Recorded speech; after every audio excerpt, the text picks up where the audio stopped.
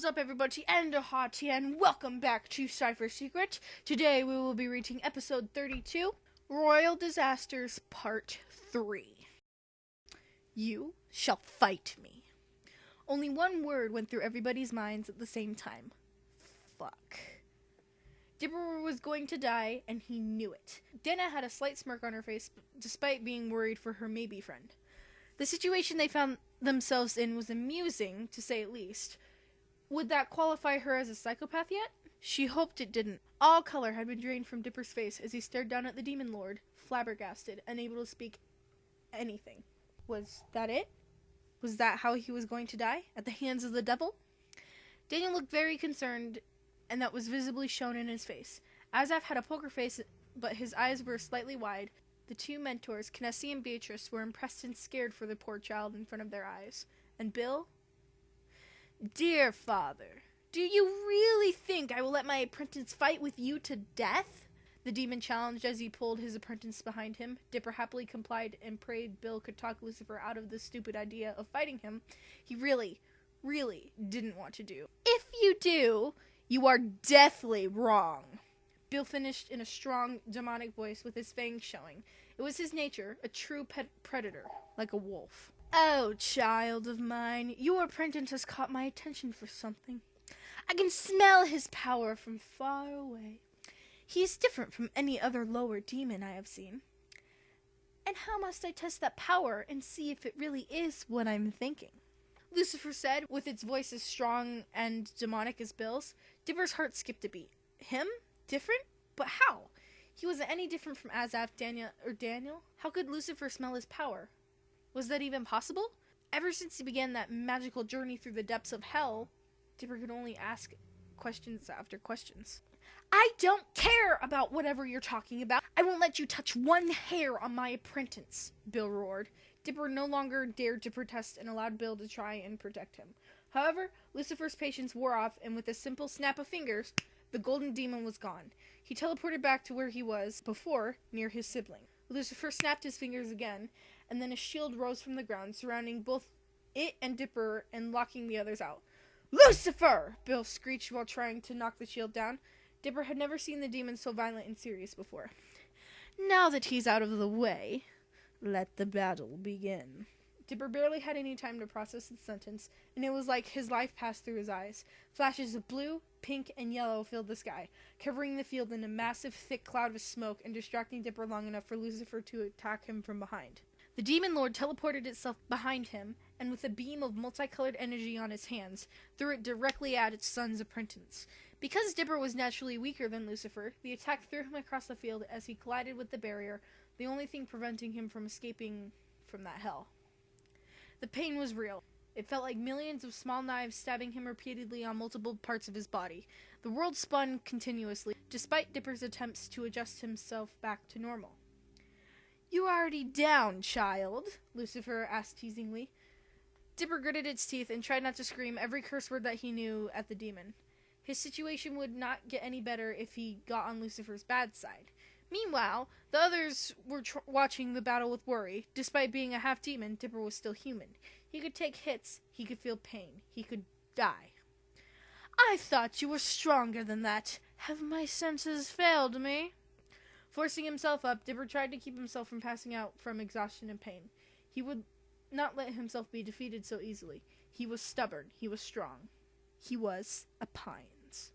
I'm not going to give up yet, he yelled, not regretting any word he had uttered. Having faced demons, the Bigfoot, a horde of zombies, gnomes, and mutant squirrels, maybe facing the king of demons wasn't a big problem. The true problem was thinking about how to defeat him. Lucifer had already shown his first tactic. Distract, teleport, attack. Dipper knew he had to be creative, just like when he had first defeated the wyvern. Just like when he had first defeated the wyvern. Wait, the wyvern's plan. He already knew a good plan. Not perfect, but a good one. This is becoming interesting, Lucifer sneered. Do your worst, hybrid. Dipper concentrated and tried to summon his wings. Meanwhile, his opponent was preparing its next attack, charging another beam of energy in its shadowy hands. Dipper felt his back burning, but ignored the pain and focused on as much as he could. His shirt, having been ripped before, did not suffer any damage as his wings sprouted from his back. But just as he thought he had done it, everybody's eyes widened. Even Lucifer seemed slightly impressed with what it was looking, but shock turned into interest. Meanwhile, Azef and Daniel gaped. Dana smirked. All the mentors exchanged glances. After all, his wings had grown double the size. This was definitely not on his plans. Dipper bit his lip as Lucifer's attack had been charged and was ready to be thrown directly at him. Flapping his wings as hard as he could, Dipper felt himself being lifted off the ground, still slightly out of control, and flew forward without looking back. His goal was to distract Lucifer long enough to attack it in surprise, just like what he had done with the wyvern. However, he was alone now. He tried to fly as fast as he could so Lucifer would not hit him. A beam of energy had been thrown at his direction, and Dipper dove down, avoiding it. "Now things have gotten serious," Lucifer said, probably smirking as it charged multiple beams of light and aimed each one of them at the hybrid flying above it. Dipper's eyes widened at the sight and tried to avoid the 3 orbs heading his direction. Unfortunately, one of them hit his right wing and he lost his balance, falling to the floor. "Oh no," Dipper murmured as he tried to fly again, but the wing which had been hit was completely damaged. He winced at the feeling of broken bones, but did not give up. Lucifer charged a new beam, then another idea hit him. Dipper concentrated and emptied his mind entirely. He extended his hand and formed a small golden orb of energy, just as Lucifer aimed its attack at him. But he wasn't ready yet. Dipper knew he needed more time, and then he had an idea. Despite his right wing being hurt, he used the 2 of them as a shield, forming a shell in front of him and protecting him from the attack. Since the wings were double their normal size, it worked perfectly. He felt a small pressure on his wings, but it didn't hurt. He thought a little more. His wings also didn't hurt when one of them had been hit by Lucifer. Perhaps his wings were more resistant than him? Dipper's energy beam was finally charged. It took more time than Lucifer. He was fairly weaker, and that was a reasonable explanation. Lucifer charged one more energy orb, and Dipper waited. It had to be the perfect timing. The attack was flying directly at him, but Dipper waited a little bit more. It had to be a perfect attack. When the beam reached the middle of the field, Dipper finally let go of his own beam. The 2 beams collided, and a cloud of smoke and sand surrounded the field. Dipper then thought that this was his chance of finally managing to attack Lucifer. Unfortunately, his plans were foiled again when a gigantic yellow, pink, and blue orb of light went right at him, and just then, everything went black. When he woke up, Dipper could barely move. Every small movement hurt as much as being stabbed. The room he was in was totally white. He could feel the soft mattress underneath him. Was he in a hospital? Questions and more questions followed, but they didn't matter. All Dipper wanted to know was what happened. Did he lose? What would happen now? And why did he have bandages everywhere? The door opened with a loud thud, and Dipper winced at the sound as it felt like being stabbed in the ear. Dana, Daniel, and Azef entered. "Hey, dude, how are you feeling?" Daniel decided to ask. Dipper tried to move, but his muscles were hurting, especially on the right side. Then it clicked to him, his broken wing. Did it also affect his back? Yes, it did. And that hurt a lot. "Not very well," he coughed. "What happened? And how long have I been here?" "Well, first, you were here for 5 hours straight," Dana answered with a smile. "And second, Lucifer whooped your ass." Daniel was going to scold her for saying such tragic news in that way, but he snorted while trying not to laugh. Azef rolled his eyes at their childishness and attempted not to smile. Meanwhile, Dipper was left on his own thoughts. He lost. What would that mean? Would he be looked down upon? Azef noticed his visible distress and tried to comfort his friend, although he didn't know what to say. "Dipper, don't worry. You did well," he complimented. "I wouldn't even know what to do if I were you. And besides, at least now you can say that you fought the devil." Dipper smirked. Azef did cheer him up a bit. He had fought with Lucifer, king of hell.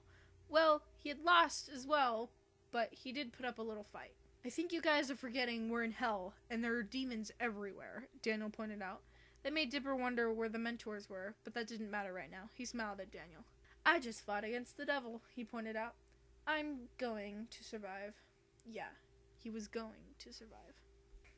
Once Dipper had healed completely, which took a few hours, Kinesi, in his human form, came to fetch them and guided them to a completely dark room. That felt a lot better as his back no longer hurt. One of the demons that had took care of him told him his right wing was also completely healed, since they sprouted from his back and the wings were a lot more resistant than a normal wing, which meant they'd heal in a few days. Kinesi turned on the room's light with his telekinesis. Lucifer was in the middle of the room, and there were exactly 7 chairs surrounding it. "Why are we here again?" Bill asked from behind the apprentices, causing them to jump in surprise with a yelp. Beatrice smirked at the reactions, and the 3 children sighed in relief, happy for it not being a demon coming for their souls or something. The atmosphere dropped completely as the 6 presences waited for the demon lord to do something, and curiosity took them over. Kinessi had been told to come after the apprentices and take them to where he was, when the hybrid had completely healed. "That is a good question indeed, my child," Lucifer answered mysteriously as he paced around the room, leaving more trails of black ink around. Bill grimaced upon being called my child, but did not visibly protest. Any small movement and they would be gone. "Sit," it ordered. They happily complied, and Dipper was starting to get tired after standing on the doorway for so long. The battle had completely dried his energy, despite having been asleep for 5 hours, according to Dana. The apprentices sat together at one side, and the mentors sat together on the other edge. "After my battle with the hybrid Dominic Pines, I've already decided. You shall stay." "But he lost!" Dana was going to protest when Daniel covered her mouth and elbowed her. Lucifer spun on its heels and to look at her. "Yes," hybrid Dana said, "he did lose. However, that is the main reason why I am allowing you to stay," it explained. The apprentices exchanged glances of confusion, and the mentor raised their eyebrows. Lucifer continued. "The hybrid Mason has shown that, even after knowing my power's length, he would not give up easily. Bravery is not one characteristic I see often in a demon. Most are cowards who hide behind the walls of power and shields. You have proven yourself to be a worthy demon indeed, Mason Pines." It was looking at the mentioned hybrid in the eye while speaking. However, Dipper no longer felt intimidated by those crimson red eyes that had once terrified him. He had proven himself to be a worthy demon. Lucifer soon dismissed them after more discussions with the mentors about their stay, for how long they would stay and what they would do. Neither Dipper nor the apprentices understood a word. However, after some time they began speaking a foreign, undistinguishable language. It was probably a demon language, but it could also be Russian, German, or any other languages they didn't know. 10 minutes passed and everything had been discussed. Lucifer teleported himself out of the room, and the apprentices were left with their mentors. "What were you guys talking about?" Dana then broke the silence.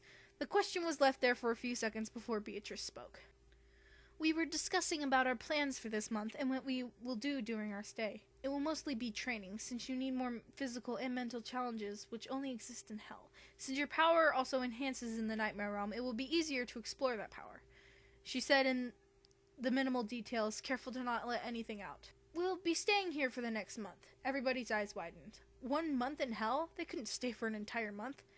"Barely going to survive a day," Azaf thought, fidgeting. We can't stay for a month. We have a family who isn't blind and stupid like the Fairly Odd Parents," Daniel complained. Dana nodded. "Which is sad because I wanted a Fairly Odd Parent," she sighed. "I think an explanation is in order," Kinessi sighed. "Every hour in hell counts as a second, and every day in hell counts in Earth as exactly 1 minute. 30 days would be 30 minutes. I doubt your parents would mind if you wasted 30 minutes of your life. Enhancing your demon powers." Dipper mentally laughed at the last sentence. How would his parents react? How would Grunkle Stan or Mabel react? How would Gravity Falls react? Now that everything's settled, let's go." And so, they all exited the room without saying a word.